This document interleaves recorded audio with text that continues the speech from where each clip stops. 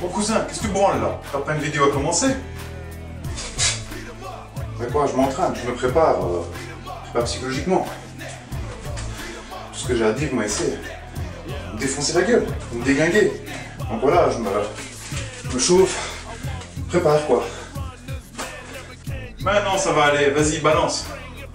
Ok, ça roule, j'envoie. Hand Pit So.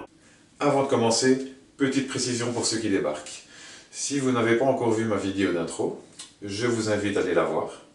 Elle vous permettra de mieux comprendre comment je fonctionne et comment a été fait ce top 10. Il vous suffit de cliquer là et c'est bon. Voilà, c'est fait? Vous pouvez y aller?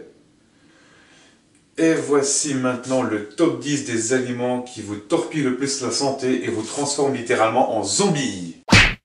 Numéro 10, le sel.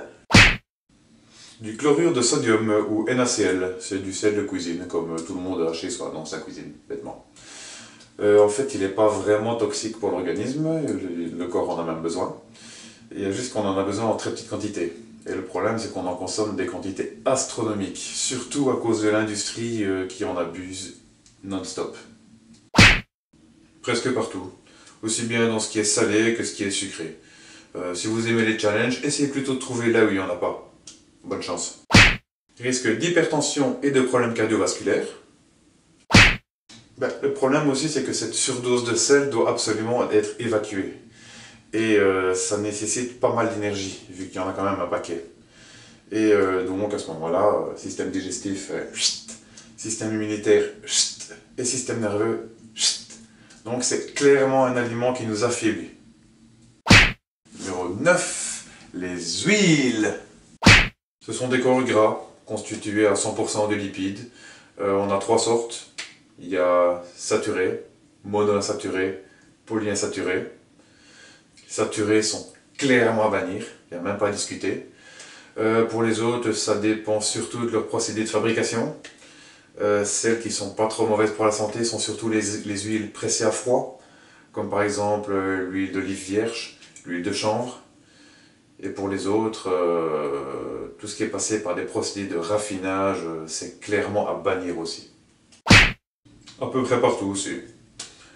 Pâte à tartiner, sucrerie, pâtisserie, plats préparés, sauces, etc. Principalement cholestérol, hypertension, obésité. Une fois de plus, on a affaire à un aliment qui ne nous apporte pas grand chose au point de vue nutritionnel et qui consomme beaucoup d'énergie pour se faire évacuer du corps. Donc, toujours la même chose, hein. Système digestif, ça monte. Système immunitaire, ça monte. Système nerveux, ça monte. Donc, on a encore clairement affaire à un aliment qui nous affaiblit. 8. La caféine. Concrètement, c'est un alcaloïde. Donc, ça veut dire qu'il est de la même famille que nicotine, cocaïne, opiacés, etc. Donc, appelons un chat, c'est une drogue. Café, Red Bull, boissons énergisantes, Coca-Cola, etc. En fait, c'est un excitant et on l'utilise principalement pour essayer désespérément de booster un système nerveux qui est déjà complètement à plat. Super idée. Insomnie, stress, anxiété, troubles cardiaques. On peut même mourir. Yeah! Celui-là, il est un petit peu spécial. C'est vrai qu'il est comme les autres, c'est-à-dire qu'il n'apporte pas grand-chose au point de vue nutritionnel et il réclame pas mal d'énergie pour se faire évacuer. Mais en plus, il agresse pas mal le système nerveux. Lui, c'est un champion. Donc, c'est encore un qui nous affaiblit clairement. Numéro 7, les produits animaux. Viande, lait, œufs et tous leurs produits dérivés. En gros, c'est surtout de la fibre musculaire, du lactose, des matières grasses animales. Quasiment partout, sauf dans les légumes. Fibres musculaires, lactose, graisse animale, c'est vraiment pas ce qu'il y a de plus facile à digérer. D'ailleurs, c'est pas pour rien qu'un adulte a en moyenne 2 kg de viande rouge coincée dans les intestins. C'est pas pour rien qu'il y a autant de gens qui n'arrivent pas à digérer le lait. C'est pas pour rien que quand on a mangé une bonne omelette, on est lourd après pendant 5 ou 6 heures, etc. Et donc, une fois de plus, les besoins d'énergie du système digestif, immunitaire et nerveux augmentent considérablement. C'est donc encore un aliment qui nous affaiblit, clairement. Numéro 6, les gluten. Et le top 6, c'est pas de la daube. À partir d'ici, ça commence à être franchement dégueu. C'est une section de protéines qui est collante et insoluble. En gros, c'est ce qui donne le moelleux et l'élasticité au pain. C'est ce qui lui permet de lever. D'ailleurs, gluten, ça vient du latin, qui veut dire colle, tout simplement. Petite recette maison. Vous prenez de la farine, de l'eau, vous mélangez et vous obtenez de la colle à papier peint. Mais c'est pas tout. Ensuite, vous rajoutez du sel, de la levure, une lichette d'huile d'olive, vous mettez au four et vous obtenez du pain. Bon appétit! Principalement dans les céréales, donc blé, avoine, orge, seigle. Mais aussi dans le pain, la farine, les biscuits, la pâtisserie, les hamburgers, les pizzas, la sauce soja, les saucisses. Sans déconner, est-ce que c'est bon de s'injecter dans les tuyaux de la colle insoluble? Est-ce que la question se pose même? Une fois de plus, on a encore affaire à une saloperie qui n'apporte rien du tout, puisqu'elle est totalement impossible à digérer. Et en plus, il faut encore un max d'énergie pour la dégager. Donc, même chose, hein, encore plus fort. Système digestif et immunitaire, ça monte, ça monte. Système nerveux, ça suit. Donc voilà, c'est encore clairement un aliment qui nous affaiblit. Numéro 5, les antibiotiques. C'est une molécule naturelle ou de synthèse qui détruit ou bloque les bactéries. Donc c'est clairement un médoc. Ça n'a logiquement rien à faire dans l'alimentation, mais ça y est quand même. Surtout dans les produits à base d'animaux morts. Ça arrive de deux manières. Soit pendant la vie de l'animal, c'est-à-dire qu'on lui injecte régulièrement des doses massives pour qu'il ne soit pas malade, pour qu'il n'y ait pas d'épidémie, pas de perte et tout ça. Et puis une fois que l'animal est mort, dans les préparations. Petite recette maison. Vous prenez des restes d'animaux morts, c'est-à-dire cartilage, tendons, des tripes dans lesquelles il y a encore la merde que l'animal a pas eu le temps d'aller chier avant de mourir. Après tout, tout est bon, hein. Vous broyez, vous rajoutez une tonne d'antibiotiques, pour notre bonne santé bien sûr. Vous rajoutez une tonne d'additifs alimentaires et d'épices pour le bon goût. Vous fourrez tout ça dans des boyaux traités au E175 et vous avez des merguez. Bon barbecue!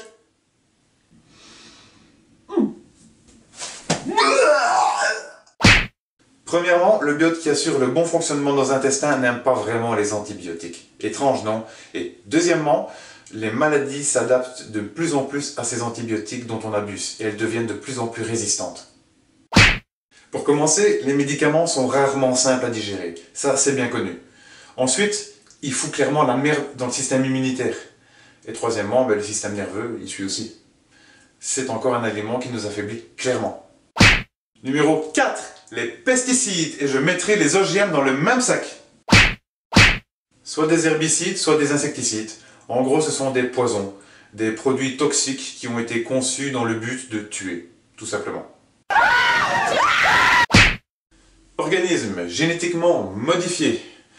On peut distinguer deux types. Le premier était conçu pour que les plantes résistent aux herbicides. Herbicides généralement conçus par la même boîte, comme Monsanto et le Roundup.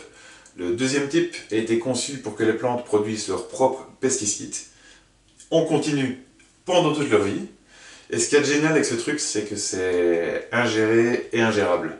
C'est-à-dire que les produits toxiques que cette plante produise, ils sont à la fois toxiques pour les ravageurs ciblés, mais pour plein d'autres êtres vivants, dont nous. Et donc, ce qu'il y a de génial avec ces deux trucs-là, c'est que le premier nous mène vers de plus en plus d'herbicides, et le deuxième nous mène vers des plantes qui sont de plus en plus dégueulasses. Youpi! Partout, dans les fruits, les légumes, la viande et tous leurs dérivés. En Union européenne, on en trouve dans le maïs, le colza et le soja. Et surtout dans les animaux en fait, vu que la plupart de cette production est faite pour nourrir le bétail. Et donc on n'est pas encore trop dans la merde comparé à ce qui se passe de l'autre côté de l'Atlantique. Par contre, si le traité TAFTA passe, là, ça sera fini pour nous. Renseignez-vous, TAFTA! Ils agissent sur le système nerveux, hormonal et c'est cancérigène en plus. On n'en sait rien en fait, c'est encore trop nouveau. Pour le savoir, il faudrait faire des tests sur des décennies entières. Par contre, la planète Terre est en train de servir de cobaye pour le moment, surtout de l'autre côté de l'Atlantique. Donc, à mon avis, on sera bientôt fixé. Une fois de plus, on a encore affaire à une saloperie qui n'amène absolument rien, qui est même faite pour tuer, qui est dégueulasse à évacuer. Système nerveux, c'est une catastrophe. Système immunitaire, même chose. Système digestif, bon, ça suit un petit peu aussi, voilà quoi. Bref, à nouveau à bannir. Numéro 3. Le plastique et l'aluminium, ce que j'appelle l'intoxication aux emballages. Un polymère encore est toujours tiré du pétrole. Mais c'est même pas lui qui est incriminé en fait. C'est plutôt le bisphénol A ou BPA qu'il contient. Un métal. Un métal lourd, toxique, qui n'a rien à faire dans l'industrie alimentaire. C'est un composé qui est utilisé dans la fabrication de plastique alimentaire et de résine. Depuis les années 60, on l'utilise massivement pour faire du polycarbonate, du PVC, des résines époxy. C'est lui qu'on utilise pour mettre dans les canettes, dans les boîtes de conserve, pour éviter que l'alu ne donne un mauvais goût aux aliments. Mais il est aussi présent dans les bonbons de réutilisables, les biberons, les bouilloires, les films plastiques, les couverts en plastique, etc. Bref, il est partout! Canettes, conserves, papier alu, etc. C'est un perturbateur endocrinien même à faible dose. Il provoque des troubles du cerveau et du comportement. Il augmente le risque de développer une inflammation intestinale sévère à l'âge adulte. Favorise l'apparition du diabète, l'infertilité, les troubles cardiovasculaires, etc. Peut provoquer des démences ou même Alzheimer. Et comme vous pouvez le constater, au niveau du pompage d'énergie, là ça commence à vraiment être du lourd. Ça n'apporte vraiment rien, ça nous détruit l'intérieur et ça nous pompe une énergie monstrueuse pour se faire évacuer quand on arrive à l'évacuer, ce qui n'est pas toujours sûr avec les métaux lourds. Numéro 2, les additifs alimentaires. Des conservateurs, des édulcorants, des colorants, des exhausteurs de goût. Les 3 stars du moment sont E621, E950 et E951. Et bien sûr, n'oublions pas leurs 270 potes, presque tous toxiques.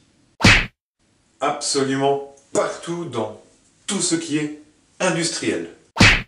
Ouf, plus que vous ne pouvez l'imaginer. Je ne sais même pas s'il est possible de chiffrer le nombre de saloperies que ça déclenche, tous ces additifs alimentaires. Entre le diabète, la leucémie, le cancer, les tumeurs... Enfin voilà, la liste est super longue, il n'y a même pas à chercher. Là, on a clairement affaire à un champion du monde. Système digestif, il pleure sa mère. Système immunitaire, même chose. Système nerveux, idem. Franchement, on peut difficilement faire pire. À bannir. Et nous voici arrivés au grand gagnant, le numéro 1. Le pire de tous. J'ai nommé le sucre. Le sucre industriel raffiné, c'est du saccharose. Donc concrètement, c'est l'association artificielle de glucose et de fructose. Partout aussi. Absolument partout.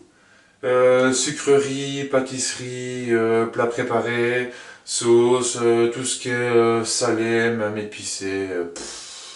Essayez plutôt de chercher là où il n'y en a pas. Ça aussi, c'est un putain de challenge. Les seuls sucres naturels sont le fructose et le galactose. Le galactose se trouve dans le lait, c'est ce qui donne d'ailleurs au lait ce goût légèrement sucré, mais une fois adulte on n'est plus censé en boire. Et il y a le fructose qu'on trouve dans les fruits. Ça, ce sont les 2 sucres qui sont naturellement destinés à l'être humain. Le saccharose après raffinage a perdu tous ses oligo-éléments et ses vitamines, donc ça donne du saccharose complètement pur. Le souci, c'est que la réaction biochimique de la digestion a besoin de ces nutriments pour pouvoir digérer ce sucre. Et comme cette réaction ne parvient pas à les trouver dans le sucre, elle les prend directement dans notre organisme. Donc le sucre est clairement un nutriment qui nous affaiblit. Mais c'est pas tout! Une grande partie de ce sucre ne se consomme pas et forme une espèce de mélasse, de caramel, qui nous obstrue partout de l'intérieur, jusqu'au niveau cellulaire. Et c'est pour ça que j'en ai chié pendant 2 mois, pour me désintoxiquer complètement. Et qu'après ces 2 mois, j'ai eu l'impression de revivre. Là, on a vraiment affaire à un champion du monde. Là, c'est du 5 étoiles partout. Système digestif, il est mort. Système immunitaire, même chose. Et le système nerveux, on n'en parle même plus. Donc, si dans toute cette liste, vous devez en bannir un et un seul, bannissez le sucre. Avant de clôturer, j'ai une ou deux choses à rajouter. Ce top 10, je l'ai fait en me basant sur ma propre expérience, sur mon propre parcours, sur mes propres recherches et sur les tests que j'ai effectués sur mon propre cobaye. Damn!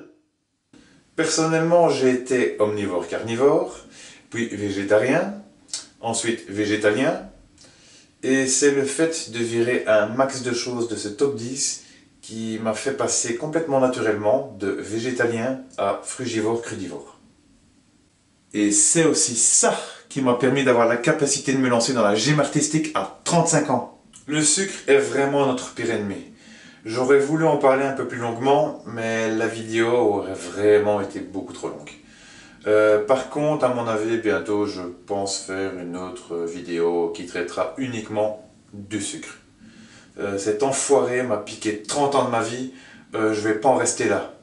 Je vais le défoncer.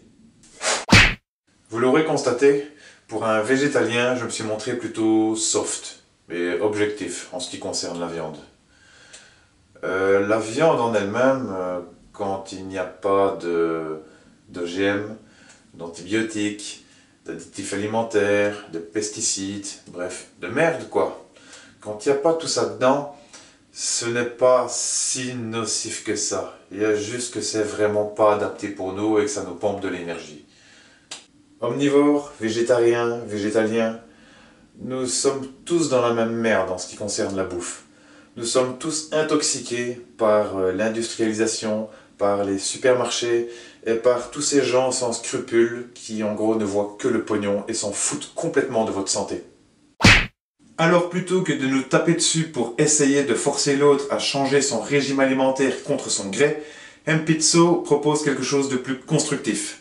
Boycotter les supermarchés, l'industrialisation, toute cette bouffe de merde. Changeons notre mode de consommation et ils seront bien obligés de se plier à nos exigences. Après tout, le client est roi. Notre santé est à ce prix. Merci de m'avoir regardé. Si cette vidéo vous a plu, n'hésitez pas à vous abonner.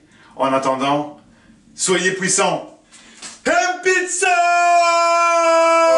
got spurs that jingle, as I go riding merrily oh, ain't you glad you're single? Oh, ain't you glad that And you're that song single? ain't so very far And from that song wrong. ain't so very far from wrong. Oh, Lily Bell, though I may have done some fooling, this is why I never got spurs that jingle, I jingle, got jingle. spurs that jingle, As I jangle, go jingle. riding merrily As I go along. riding merrily And they along. sing, oh, ain't you glad And you're they sing, single? oh, ain't you glad that And you're that song single? ain't so very far And that from wrong. song ain't so very far from wrong.